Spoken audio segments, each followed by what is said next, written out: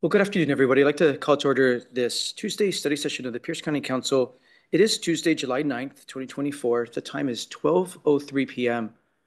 All members are present except for Vice Chair Campbell and Councilmember Morrell. Both are excused.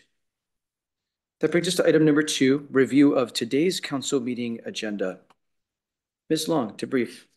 All right, thank you and good afternoon. This is this afternoon's regular council meeting agenda. It is amended.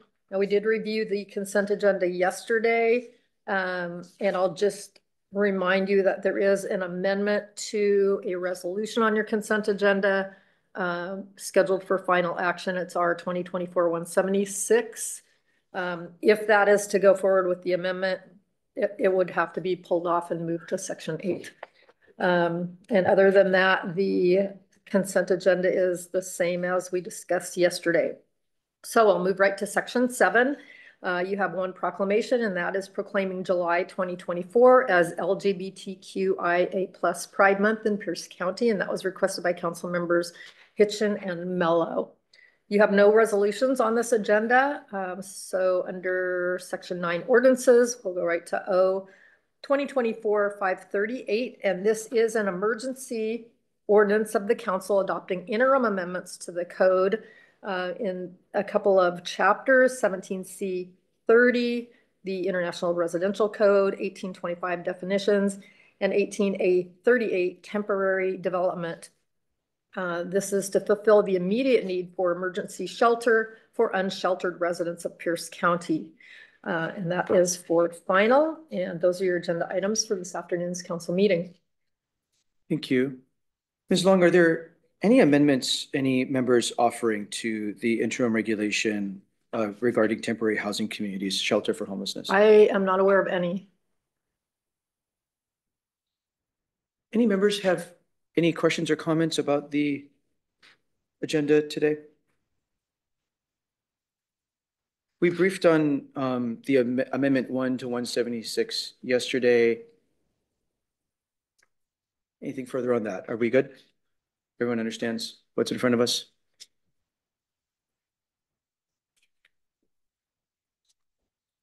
Okay, that's everything for today's meeting. We're at item number 3, external boards and commissions. Mr. Taylor, to begin the discussion as always. Thank you. Good afternoon. Just to provide a quick briefing relative to the Puget Sound Regional Council and the Pierce County Regional Council. This week, the Transportation Policy Board will meet. That will be the regular meeting on Thursday, July the 11th at 9:30 a.m. There are 2 action items that will be discussed. Both are funding related actions. The first is the approval of the fiscal year 2024 annual adjustments to the Federal Transit Administration funding.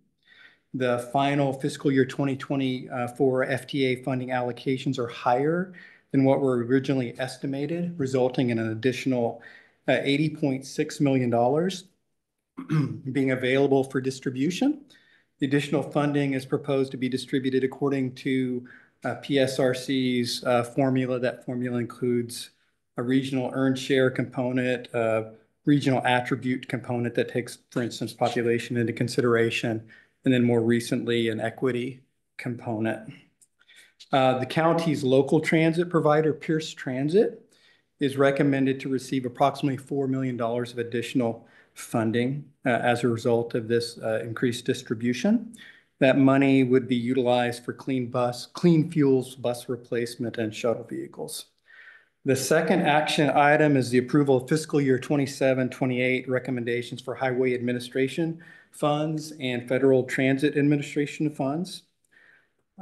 In regard to Pierce County, these recommendations are the recommendations that were discussed and approved by the PCRC, the Pierce County Regional Council, at its June meeting. And as a reminder, the council received a detailed briefing on these projects at its June 18th Tuesday study session meeting. Just as a refresher, there are 5 county projects proposed by Pierce County government that are recommended for funding. Total funding is approximately $7 million. These projects include the Safe Routes to School project on B Street, which includes curb, gutter, sidewalk, shared use shoulders, $2.35 million. Improvements to 138th Street South at approximately $1.2 million. This project includes sidewalks, paved shoulders, bike lanes, street illumination, and other improvements. Also included in that list of 5 is the Lackey Road, Jackson Lake Key Peninsula Highway Roundabout at $1 million. Funding for the transportation demand management programs of the county at $1.47 million. And then lastly, a preservation project on Sunrise Boulevard, which would be an overlay of that roadway, basically a reconstruction of that roadway, approximately $800,000. So that's included in the recommendations that the Transportation Policy Board will consider tomorrow. And as discussed at your June 18th Tuesday study session, there's also a prioritized contingency list of projects. I know there was discussion about this at the TSS. That list is as presented to the PCRC in regard to Pierce County region. That's what I have for the PSRC meeting. It's anticipated the PCRC will have their regular meeting in July. There'll also be the regular meeting of the Growth Management Policy Board next week and Executive Board the week after that. But there will be an August recess. I think members are familiar with this. The PSRC and the PCRC will essentially be taking a recess in August, so they won't have their regular board meetings during that month. So that is the briefing that I have for you today on the regional government issues. There are questions for Mr. Taylor about Pierce County Regional Council or Puget Sound Regional Council? Thank you, Mr. Taylor. Are there other external boards and commission reports by members?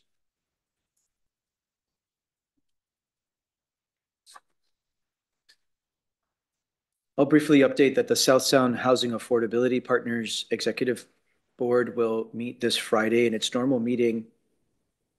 Among other business, the SHAPE Board will discuss the advisory board's work to develop a housing toolkit related to incentivizing building with universal design.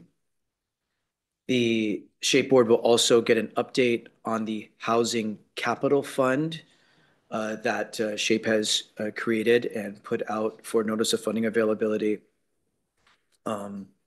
There'll be some other business updates, but those are the major topics of discussion. I don't see any other hands for external boards and commissions. So we're at item number 4, Chair's topics. I don't have anything further for today. So we're at item number 5, other business. And we have a discussion with our federal advocate, Dale Learn, about congressionally directed spending and community project funding requests. Let me turn it over to Mr. Taylor to further introduce this discussion. Mr. Taylor. Thank you, Mr. Chair and council members. As noted, staff and our federal government affairs contractor are here today to provide an update on the county's efforts to secure funding for Pierce County projects through the federal congressionally directed spending and community project funding processes. Just as a note, the congressionally directed spending and community project funding process was established by Congress. It provides an opportunity for large-scale direct federal funding for local projects and congressional spending bills appropriations. The Senate calls the process a congressionally directed spending, CDS. The House calls the process community project funding, or CPF. Collectively refer to it as CDS CPF process. Process has been occurring annually for several years. Earlier this year, specifically in March, the council was briefed on the process for fiscal year 2025. The council received project proposals from departments through the executive's office. Following this briefing and discussion, the executive's office, in coordination with the council's office, submitted 5 projects for funding consideration to Congress. This included a a Pierce County electric vehicle infrastructure project where we were seeking $900,000. Funding for the Pipeline Trail Phase 2, specifically the segment between Fruitland and Nathan Chapman trails. $1.5 million was sought. County also sought money for culvert reconstruction and fish barrier removal. So $2.5 million was sought for that effort. Sought money for a program that supports gardening and nutrition for early childhood education. $300,000 was sought, and then funding for broadband expansion on the Key Peninsula was also sought. $5 million was the original request. As Mr. Learn will speak to in a few minutes, the county has experienced early success with these, with the delegation, with these 5 requests, with all 5 projects formally moving forward in the funding consideration process. It's still early in this process, however, and there's no guarantee that the projects will ultimately be funded, but having all 5 projects move forward is a positive sign. It speaks to the quality of the projects that were developed by the executive departments and approved by the council. In your packet, there is a briefing memo on the projects that Mr. Learn and his colleagues have prepared. I believe that's the end of your packet beginning at page 13. Provides background information on the projects as well as the process and where we are in the process. And so, Mr. Chair, with that, I would turn things over to Mr. Learn to continue the briefing. Thank you for the introduction, Mr. Taylor. Mr. Learn, welcome. Thank you, Chair Mello, Council. Can you hear me? We can hear you well. Oh, great. Thank you. Yes. You said a lot of the ins and outs, sort of the 20,000 foot level discussion on this process. We are in the 4th year of this CDS CPF process. I wanted to sort of go through some of the what, when, how, where we're going, just because I think there can be still some misconceptions on the breadth and the depth of it. Overall, the projects that we seek through this process have to be pretty discrete and meet a lot of the conditions and criteria that the Congress lays out. It can be very competitive, particularly on the House side with the number of members they have over there. But particularly the subcommittees on the Appropriations Committee and the members have to work through a series of back and forth in order for projects to fit. 7 of the 12 subcommittees on the House side have projects in their bills. Labor HHS bill, they do not, and this year they limited nonprofits in the transportation, housing, and urban development bill as well. In the Senate side, it's 8 of 12. Those eligible are government entities of all types, states, counties, municipalities, port authorities of that type, and nonprofits in some of the accounts. When, as Hugh mentioned, all 12 of the House bills have at least received a subcommittee mark. 4 have passed: Defense, Homeland Security, the Military Construction, VA, and the Commerce, Justice, Science bill, and they're about to go to legislative branch. Those are kind of the ones that don't have a lot of these projects, individual congressional projects, but and some of the easier ones for the members to work through. The Senate will start their work this week on Thursday with legislative branch, military construction, VA, and ag. The dynamic is similar to last year. They did agree on a set level of numbers in the debt ceiling negotiation in June of 2023. But as like last year, the House has offered bills lower than that amount, lower than those set overall numbers, and the Senate has adhered to that agreement. So that creates a dynamic that as we get towards the end of this process, which I'll speak to in a second, there's some contention between the 2 chambers.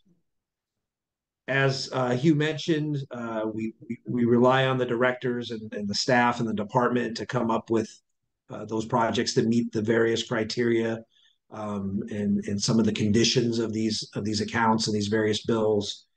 And we go through it. There's a lot of back and forth. We submit those projects as you approved, and then there's a lot of follow up with the congressional staff, the committee staff, answering a lot of questions, and sometimes it can be pretty benign, but you got to kind of check the box, like in particular things like, did we have a conversation with the EPA regional director? And you don't have to have really a substantive one. You just have to say and indicate to the committee staff, subcommittee staff, that you actually spoke to them about this and you met said box. Hugh keeps you informed and is involved in making sure the council is apprised of the ongoing process there. And then Alice in the executive's office takes kind of a leadership in ensuring those projects go through all those various processes with the directors and the departments. And then where we're going, the House is again moving pretty fast. The Senate just agreed this week on the 302B, which is the allocations for the subcommittees between Chair Patty Murray and Ranking Member Collins from Maine. And as I mentioned, we'll likely move into the political conventions and then into the fall and see some continued Senate movement in September. But we really, like we did this last year, set us up for a negotiation post-election, hopefully in December. But as you saw for fiscal year 2024, the final bill wasn't finished till March of 2025. Fiscal year 2024, the final bill was approved on March 23rd, 2024. How the election pans out, both at the executive branch level and the congressional level, can have an impact. Certainly, if there's a change in the administration, I've seen situations where the new administration, even prior to being inaugurated, wants to put their stamp on the previous Congress's work. And then I've also seen situations where that new executive branch wants to just get it, approve it and then move on to their new role and their new work. Same with any dynamics and change in either the Senate or the House. So we have a lot of road ahead as far as this process is. As Hugh mentioned, all of our projects have moved in some fashion. 2 of them in the House bills themselves, including broadband and the pipeline trail, and then the Senate, the pipeline trail as well, and then our EV, the gardening, education, and the culvert project have all moved, and that's great. In the last 2 iterations, I think we got 3 of 5, and 5 of 5 would be amazing. So with that said, I am open to any and all questions about this process or any others that I work on. Thank you, Mr. Learn, for that update and for your continued good work on our behalf. Are there questions about anything Mr. Learn briefed us on or the projects that hopefully continuing to move through the appropriations process? Councilmember Hitchen. Thank you, Chair. Mr. Learn, the list of projects from our partners that's here, the pretty extensive list, did all of these make it to the next step or they're in limbo? So, Councilmember Hitchen, all of the ones on the memo are ones that made it to the next process. Okay. The ones on the House side all made it into one of the bills. And then the ones on the Senate side are ones that were submitted because we haven't marked up yet a bill on the Senate side that made it to a submission to the committee from one or both of our senators. Okay, perfect. Thank you. Thank you, Chair. You're welcome. Thank you. Any other questions? Mr. Learn or Mr. Taylor, I'm sorry if I missed it, but I'm looking at the item rebuilding culverts to remove fish passage on the Senate appropriations list. Is there a detail of which culverts we're talking about specifically for that appropriation? There is. I can send that to you. I don't have it off the top of my head. I don't have my file in front of me. I apologize. But it's 2 particular culverts, and I can send that to you as soon as we're done here. Thank you. You've probably done that before, so thank you for your patience with us. Our inboxes are quite full these days. No, of course, yes. Any other questions or comments? Well, Mr. Learn, anything else? We'll have our members of Congress back in DC, back from DC for August recess for a decent part of the summer. I imagine us talking to our delegation this summer about the importance of these projects and thanking them for the markups and the attention they're giving to these very high priority projects would be a good use of our time and energy. Do you have any other advice for us about how we can be helpful? In this process is just continuing to follow it. Obviously, send me any if you have any questions or if you're out there talking to your constituents and they've heard about something on this process or any others, just as I always say, you're welcome. Please contact me, and if I don't have the answer off the top of my head, I will get it to you. But yes, I think it's important to thank them. As I mentioned before, the House members only get 15 submissions, and they submitted a fair amount of our projects, and they have a lot of other nonprofits and government entities that they get submissions for. So they were generous with us, and says a lot about our projects, but also says a lot about their relationship with the county. Thank you, Mr. Learn. We appreciate the update. We'll Thank you, Chair. look to have you back here in the near future and hopefully more ongoing success. Thank you. Next under other business is a weekly update from our communications manager and public information officer. Mr. Dominique, good afternoon. Good afternoon, Mr. Chair, members of council, council staff. Just a few quick updates for you today. It was a short week last week, but we're nonetheless busy. We wrote a story on the Vision 2050 award that Good Roots Northwest received. That's an organization the council has supported in the past. That story is going to be published in the National Association of Counties County News publication in September. So we're excited about that. We released a news release on Wednesday on the emergency ordinance that's on the agenda for today. So media is tracking that story. They're aware of it, and I suspect several of them will be tuning in to the council meeting this afternoon. And we've been providing ongoing support to council members on their various projects for the ones we can due to election restrictions.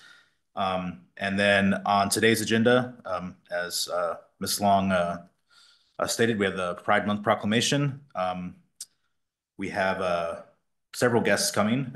Mary Eversole from the Rainbow Center. She's the interim executive director. Matthew Wilson from the Oasis Youth Center. He's the executive director there. And we also have Anika Morin, who is a county employee, and she's the co-chair of the LGBTQ plus Pierce County Employee Resource Group. And then also on proclamations, we're drafting a proclamation for the late Terry Lee. He was a member of the Pierce County Council several years ago, served 8 years on the council. He recently passed away. We're in the process of drafting that proclamation now, and we're working with Councilmember Denson's office and with the family. We don't have a date on when we're going to bring that forward, but we're hoping it will be soon. And pending any questions, that's all I have. Are there any questions for Mr. Dominique? Thank you. Thank you. Do any other members have any other business today?